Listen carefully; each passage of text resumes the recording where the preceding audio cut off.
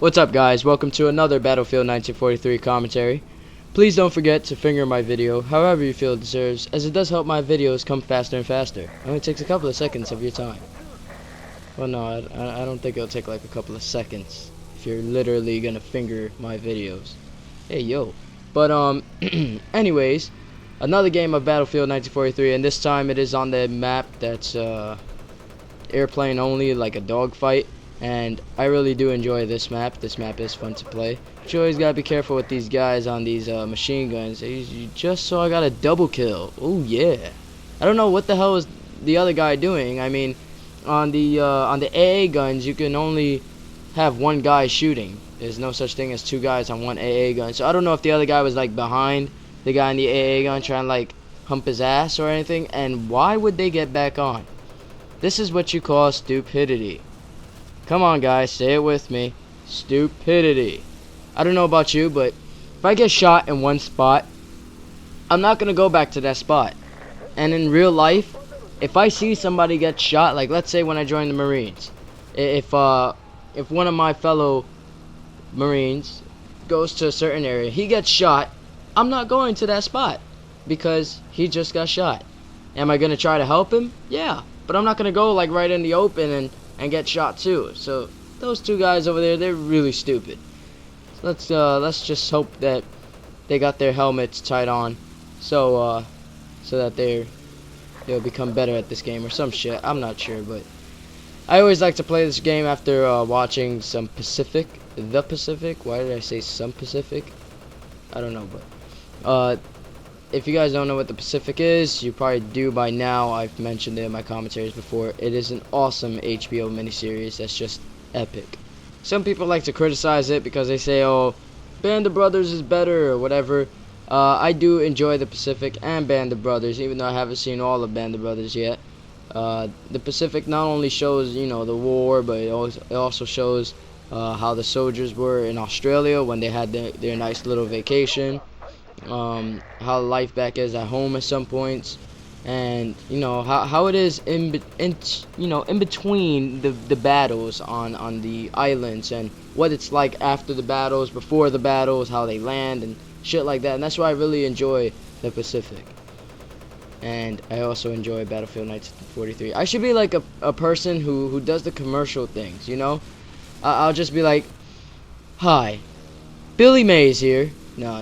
I can't take Billy Mays' line. I don't even say it epically. Imagine Billy Mays with a Battlefield 1943 video. He'll be like, hi, Billy Mays here. Are you sick and tired of being noob-tubed on Modern Warfare 2? Are you sick and tired of commando bitches camping with heartbeat sensors? Well, I have the perfect solution for you. Buy Battlefield 1943 now and slap a Jap. Oh yeah. The Pacific reference right there. Slapping a Jap. If you guys saw episode 8, oh man, it just came out this Sunday, so it was awesome. I'll give you guys a download link in the description box, because I found it. I found the download. It's freaking awesome. The first 2 seconds of the video is cut off. I guess the guy started recording a little bit, like 2 seconds late. It's not that big, but you'll just see it cut into like talking about the battle. You know how in the Pacific they always talk about the battle, like they show historic footage and all that before the thing happens. So yeah, I'll provide a link. If I find a better one, then I'll post that one as well. But you guys you have to watch it, and you have to play this game after it. I seriously recommend this game. It's awesome, man. With 4 maps and, you know, 3 classes, 4 maps, and this game turns out to be better than most games that I played, in my opinion. That's embarrassing for the other games, and that's just epic for this game. I think it's the whole thing about not only, you know, you're on the ground fighting, but you have airplanes in the sky, tanks, jeeps, and Battlefield does have choppers, but those aren't airplanes. You know, these things go fast, and you can shoot the people on the ground. They can also be taken out. It's not easy to fly. I mean, it's easy to fly, but it's not easy to shoot down other planes and shoot people on the ground. You have to know some tactics to do that. And a good tactic will be is what I like to call dive shooting. Oh, promotion, Captain Gold. Awesome. Gold is always better than silver. But you have to like go high in the sky. I think I do it right here. But you have to go high in the sky, flip your plane around, and just dive right down and start shooting. Right there. That's a dive attack on another plane, but it's very effective on guys on the ground. You have to look for the red dot. The red dot should appear, and you have to be extremely accurate though. But it is effective as fuck. So once that little gold thing popped up, it kind of reminded me of something that I've always wanted to talk about. I wanted to talk about how us humans, we whore over things like gold and money, and it just gets me thinking. When this world is falling apart, whenever it happens, you know, shit's hitting the fan, volcanoes erupting left and right, earthquakes left and right, people just rioting, fucking buildings collapsing, oceans, you know, like tsunamis left and right, like some 2012 shit. I don't think that waving $100 bill will get you anywhere whatsoever. Nobody will give a shit about money because they'll realize that half the world has fallen to shit, and money really won't get you anywhere. Like, for example, in The Day After Tomorrow, if you guys ever seen that video, I'm not gonna spoil it, I'm just gonna spoil a little part. So, what happens is this guy, he's rich, he has a nice coat and everything, and you know, he's in New York City, he's going through the flood, and there's all traffic, and he gives this guy who's working on the MTA bus $100 bills, or I think it was 200, to get on the bus, because the bus driver was like, oh, the bus is out of service. He was like, oh no, it's not, pal. He handed him the 2 Benjamins. It's always nice to see 2 Benjamins, but it's not nice to see 2 Benjamins when there's a flood in New York City about, I don't know, 3 feet, and you look in your rear view mirror or your side mirror, and you see a huge fucking tidal wave coming down the street. At that point, the only thing a Benjamin, aka $100 bill or 100 euros or wherever the hell you're from, the only thing that dollar bill, that piece of cloth, will be good for, well, the American money is made out of cotton, so I call it cloth.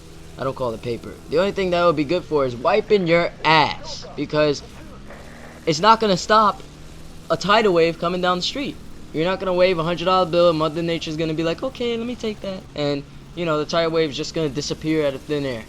No, that's why money really doesn't matter at the time when the earth is falling apart. Right now, it may matter, it may not to you, but always remember that money doesn't really bring you happiness. You can see all the perfect examples about all these stars using drugs and shit because their life is just complete. You know? Sound effects for the win. But yeah, money doesn't really bring you the happiness, and when the world's falling apart, money ain't gonna get you shit. Like, alright, another good example, one of the end's great analogies is, if a zombie is charging at you, this is a good example, you gotta admit. If a zombie is charging at you, if you slip a $100 bill in his pocket, he's not gonna like, well, you know, they don't talk, so he's not gonna like garble, okay, you know, he's not gonna smile at you, and he's not gonna just turn around. He's a hungry motherfucker, because zombies have a mean case of the munchies, according to Zombieland, and they just want to eat anything that they see. So he's not gonna just turn around and walk away. He's probably gonna eat the $100 bill, and then he's gonna eat your ass. And that sounds extremely sexual, and I know. And I apologize to the children watching, but you have to learn this sometimes, okay?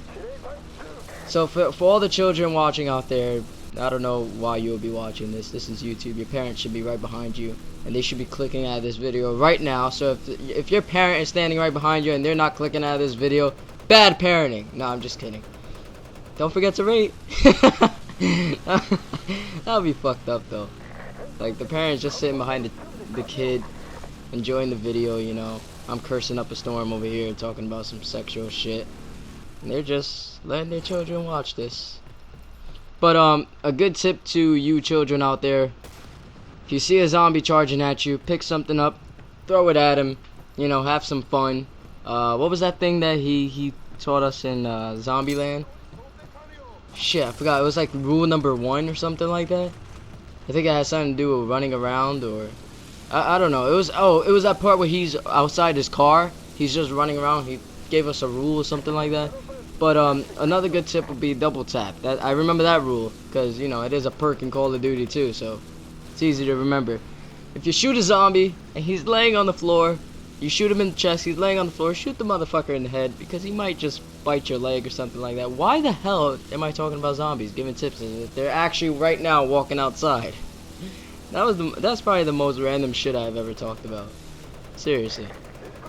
I don't know. It's like 6:52 right now. I just felt like doing commentary. The game is over. I hope you guys enjoyed the commentary. Much more to come. Remember to check out the links in the description box for the Pacific as well if I gave it to you guys. Till next time.